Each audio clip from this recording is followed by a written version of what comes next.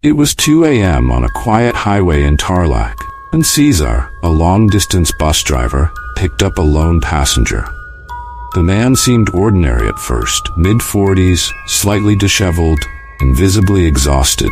He climbed aboard without a word, simply nodding toward the back of the bus. Cesar didn't think much of it, as late-night passengers were often quiet and worn out. As the bus continued through the night, Cesar noticed something strange. Temperature in the bus began to drop. He could see his breath forming in the cold air. Shivering slightly, he adjusted the controls, but the temperature remained unchanged. He glanced at the rearview mirror again, seeing the man sitting perfectly still. Creepy. Cesar decided to pull over at a small roadside cafe, hoping a quick coffee would warm him up and help him shake the strange feeling. He stopped the bus, opened the doors, and walked toward the cafe. But when he turned back to check on the passenger, the man was gone. Cesar stood frozen for a moment.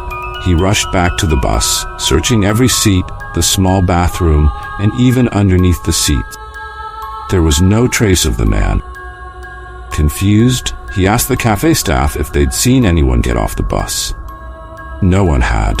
For days, Cesar couldn't shake the encounter.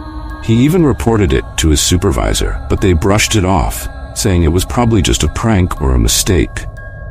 Still, he knew what he had seen, or rather what he hadn't seen. The incident became a point of mystery in Cesar's life, one that left him baffled.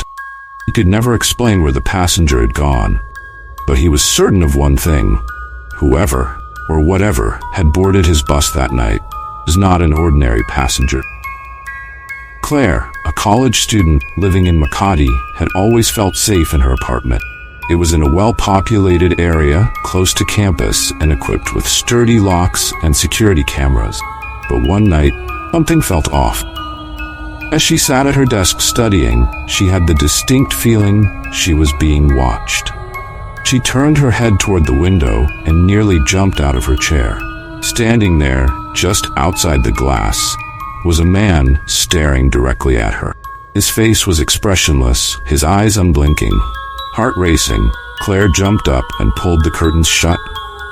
She ran to her door, double-checking the locks. She quickly called the building's security, reporting the man outside her window. But by the time they arrived, the stranger was gone. Security assured her that it was probably just someone passing by, maybe a peeping Tom. Claire wanted to believe them. The man's cold, empty stare was burned into her mind. For the next few nights, Claire couldn't sleep.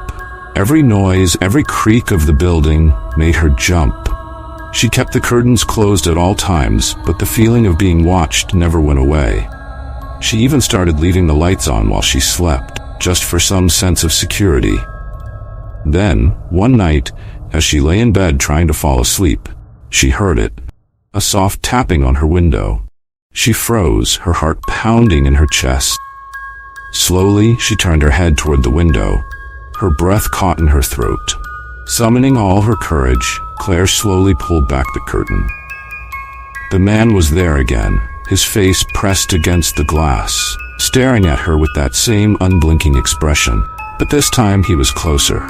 So close, in fact, that she could see the fog from his breath forming on the glass. Claire screamed and rushed out of the room, calling the police. By the time they arrived, the man was once again gone, leaving no trace behind. The police took Claire's report seriously this time. They couldn't find any evidence of the man. No fingerprints, no footprints, nothing. They advised her to stay with a friend for a few days, and she gladly took their advice. Claire moved out of the apartment shortly after. But even now, years later, she can't shake the feeling that the man is still out there, watching her from some unseen place. She never found out who he was or why he targeted her, and that mystery haunts her to this day.